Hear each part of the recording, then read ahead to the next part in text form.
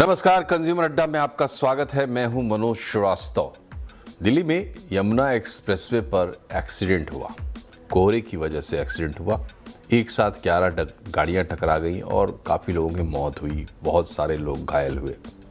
रात अंधेरे में अगर ये सब कुछ होता है तो मुसीबत और बढ़ जाती है। वजह सीधे सीधे आप कहेंगे कोहरा है इसकी वजह, लेकिन क्या सिर्फ कोहरा ही इसकी वजह है? क्या जब हमें पता है कि हर साल कोहरे के दिन आते हैं और उसमें इस तरीके की वारदात होते हैं, तो हम क्या प्रिवेंटिव मेजर्स लेते हैं और क्या हम कर सकते हैं जिससे इस तरह के एक्सीडेंट्स रुक जाए? लेकिन इससे भी बड़ी बात कि जब एक्सीडेंट हुआ तो उसके बाद आग लग गई, कई गाड़ियों में आग लग गई। तो सवाल है कि एक्सीडेंट के बाद आग क्यों लगती है? एक्सीडेंट के बाद आग लगने की संभावना होती है, गाड़ी में कई ऐसी चीज़ें होती हैं जो इनफ्लेमेबल होती है, उसमें फ्यूल होता है काफ़ी सारा, बैटरी होती है, वायरिंग होती है, कहीं से भी आग लग सकती है, टायर है वगैरह वगैरह।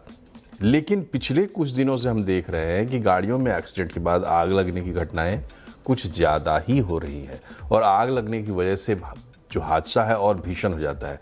जो लोग घायल हैं वो निकल नहीं सकते। और पिछले दिनों हमने देखा राजस्थान में, मध्य प्रदेश में कि बड़ी बड़ी गाड़ियों में, बसों में ऐसे हादसे हुए जब बस में आग लग गई, कोई निकल नहीं पाया और बहुत सारे पैसेंजर्स उसमें उनकी जान चली गई। तो ऐसी क्या वजह है कि टक्कर के बाद गाड़ियों में आग लग जाती है? एक थ्योरी ये चल रही है कि आजकल जो बसेस खास करके बनाई जा रही हैं तो बड़े महंगे ब्रांडेड बसेस की नकल की जा रही है और सस्ता सामान लगा के उसके जैसा मेकओवर गाड़ी का किया जा रहा है। जो करोड़ों की गाड़ी में जिस तरीके का डेकोरेशन या इंटीरियर आता है वो किया जा रहा है और स्लीपिंग बसेस बनाई जा रही है जो कि ख़तरनाक है, क्योंकि ये जो मटेरियल है हाईली इन्फ्लेमेबल होता है और दुर्घटना की शक्ल में ये कई तरीके से बाधा उपस्थित करता है। तो ये तमाम चीज़ें हैं। एक तो एक्सीडेंट्स क्यों होते हैं खास करके कोहरे के दिनों में, तो क्या हम उसे रोक सकते हैं? और दूसरा, एक्सीडेंट के बाद आग जो लगती है वो क्यों लगती है और उसके लिए हम क्या कर सकते हैं, इसी पर हम बातचीत करेंगे।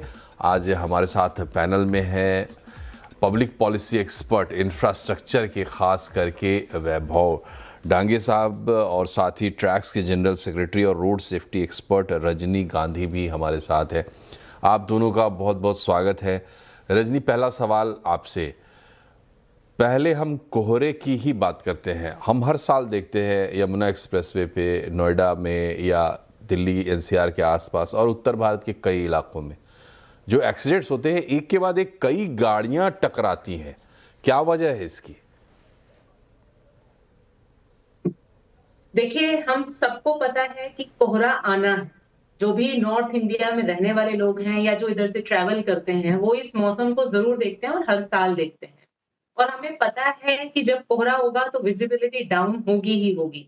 शायद हम इसको एडवेंचर के तौर पे ले लेते हैं, जो कि नहीं लेना चाहिए। सबसे बड़ी बात, जो हमारा बिहेवियर है इसको लेकर, वो बहुत गलत है। ये एक एडवेंचर नहीं है, बल्कि हमें और साइंटिफिक वे में अपने आप को सचेत करना है ड्राइवर के रूप में कि हम इस मौसम में गाड़ी और सलीके से चलाएं, तरीके से चलाएं, कंट्रोल्ड स्पीड लिमिट्स में चलाएं और साथ ही साथ अपनी लेन को फॉलो करें।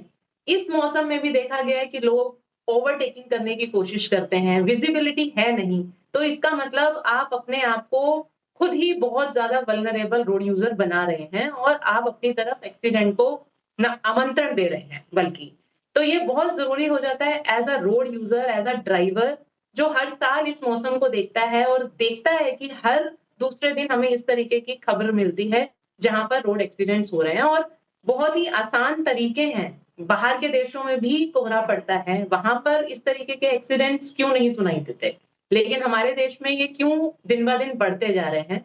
इसमें एक सबसे बड़ा रोल हमारा खुद का है और साथ के साथ इसमें थोड़ा रोल आता है अथॉरिटीज का भी।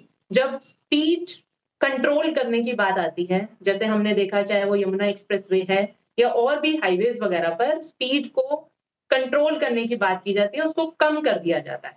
हो सकता है पहले 100 किलोमीटर पर आवर है, उसको 75 किलोमीटर आवर भी किया गया हो, लेकिन उसको वेरिएबल स्पीड लिमिट्स को टाइम टू टाइम अनाउंस करने की जरूरत है। अगर विजिबिलिटी डाउन है तो शायद 75 किलोमीटर पर आवर भी स्पीड आप फॉलो नहीं कर सकते हैं। उसमें जिम्मेदारी बढ़ जाती है कि हम फोक के हिसाब से उस स्पीड को चेंज करें उसमें स्क्रीन्स जो होती हैं, छोटी स्क्रीन्स या जो हाईवेज पर या एक्सप्रेसवे पर यूजुअली बड़ी स्क्रीन्स लगी होती हैं, उस पर उसके अनाउंसमेंट हो और लोगों को भी पता चले कि हमें अब वो 75 नहीं, विजिबिलिटी डाउन हो गई है, हमें और स्पीड स्लो करनी है। और जब विजिबिलिटी ऑलमोस्ट 0 तक पहुँच जाती है, तो शायद ज़रूरी हो जाता है हमें एज़ अ रोड यूज़र्स ये देखने की कि हमारे लायक वो सड़क सही प्रकार से यूज़ करने लायक है भी, क्योंकि अभी हमें नहीं दिख रहा है। तो शायद हमें कहीं न कहीं अपनी गाड़ी को सेफ जगह ले जाकर रुकना है। अगर हमें मार्किंग्स भी दिखनी बंद हो गई हैं, तो ज़रूरी है कि हम अपने आप को वहाँ पर सही जगह ले जाकर अपनी गाड़ी को रोकें और जब फॉग डाउन हो, तभी हम सड़क पर पुनः वापस आएँ। जी, तो फॉग में गाड़ी चलाना बिल्कुल ख़तरनाक है और पहला थंब रूल ये है कि अगर बहुत ज़रूरी ना हो, एसेंशियल ना हो, तो ऐसे मौसम में गाड़ी से निकलना आप अवॉइड करें। और अगर आपको निकलना ही पड़ता है, तो उसके कुछ थंब रूल्स हैं जो रजनी ने बताए, उसको ध्यान में रखना ज़रूरी है। लोग गाड़ी चलाते कैसे हैं? अब फॉग में आप गाड़ी चलाते हैं तो अक्सर आप ये करते हैं कि अपने आगे वाली गाड़ी को पायलट बना लेते हैं और हम देखते हैं कि जब टक्कर होती है तो एक के बाद एक आगे से पीछे तक गाड़ियों का जो पूरा एक काफिला होता है वो आपस में टकरा जाता है। रजनी, ये बताइए कि इसके लिए, इसकी रोकथाम के लिए या फॉग में असिस्ट करने के लिए क्या हम कुछ कर सकते हैं संगठित तौर पर, ऑर्गेनाइज तौर पर, रोड के डिज़ाइन में, लाइटिंग में या इंडिकेशंस में? हमें नहीं मालूम, लेकिन हमें लगता है कि कोई ना कोई इसका उपाय तो होगा, प्रिकॉशन तो होगा। जी, बिल्कुल, समस्या है तो समाधान होना लाज़मी है और वो हम सबके पास होता है। हमें पता है कि फ़ॉग आने वाला है, तो ज़रूरी हो जाता है कि हम उसकी तैयारी कर लें। अगर इंफ्रास्ट्रक्चर से जुड़ी हुई बात करें तो मार्किंग्स और जो आपके साइड ग्रिल्स होती हैं, उन पर रिफ्लेक्टिव टेप्स वग़ैरह लग जाना, मार्किंग्स बहुत क्लियर होना और अगर कहीं न कहीं पोर्टहोल्स वग़ैरह हैं, तो उनको सही टाइम पर हमें करके चिह्नित करके उनको टाइम पर रेक्टिफ़ाई कर देना बहुत ज़रूरी है। ऐसे ब्लैक स्पॉट्स जहाँ पर एक्सीडेंट्स बहुत ज़्यादा होते हैं और फ़ॉग भी वहाँ पर बढ़ रहा है, तो आई थिंक उन ब्लैक स्पॉट्स को प्रायर लिस्ट पर लेकर उनका रेक्टिफ़िकेशन करना, सही डिज़ाइन में कन्वर्ट कर देना बहुत ज़रूरी है। उसके साथ-साथ जो रेगुलेशन है, एनफोर्समेंट है, जैसे मैंने पहले भी बताया कि हमें स्पीड लिमिट्स चेंज करनी पड़ती हैं। जैसे-जैसे फॉग बढ़ता जाएगा, आपको स्पीड लिमिट्स चेंज करनी पड़ेंगी और अनाउंसमेंट भी ज़रूरी है। अनाउंसमेंट के साथ उसका एनफोर्समेंट भी ज़रूरी है। तो ये जो अथॉरिटिकल स्टेप्स लेने की ज़रूरत है और अनाउंसमेंट की ज़रूरत है, वो हमें टाइमली कर देनी चाहिए और उसके साथ एक बहुत ही इम्पोर्टेंट एस्पेक्ट होता है, जो पोस्ट क्रैश केयर का होता है। हमें पता है कि हम कहीं न कहीं अगर इस तरीके का सड़क हादसा होता है, तो वहाँ पर ऐसे ब्लैक स्पॉट्स या ऐसे ग्रे स्पॉट्स जहाँ पर फ़ॉग की वजह से और भी सड़क हादसे बढ़ सकते हैं, उसके आस-पास इमरजेंसी केयर को और भी ज़्यादा सुदृढ़ करने की कोशिश करना, ताकि टाइम पर इमरजेंसी में विक्टिम टाइम्स अ, एकदम गोल्डन आवर के टाइम पर हॉस्पिटल पहुँचाया जा सके। तो ये अलग-अलग इश्यूज़ हैं जिन पर काम करने की ज़रूरत है और उसके साथ-साथ ज़रूरत होती है पब्लिक पार्टिसिपेशन की। टाइम टू टाइम अनाउंसमेंट, जगह-जगह अगर एक्सप्रेसवे है तो हमारे पास स्क्रीन्स होती हैं, तो उसके ऊपर अनाउंसमेंट हो कि आपको स्लो डाउन होना है, स्पीड लिमिट चेंज हो रही है और आपको स्लो डाउन हो जाना है। विजिबिलिटी पे काम करना है। आपको देखना है कि आपकी खुद की गाड़ी की headlights, fog lights, back lights, they all are working. Reflective tapes है या नहीं? हेवी मोटराइज्ड व्हीकल्स के ऊपर रिफ्लेक्टिव टेप्स लगाई जाती है। तो इन सभी स्टेप्स को एक साथ उठाकर हम लोग कहीं न कहीं इस सड़क हादसों को कंट्रोल में कर सकते हैं।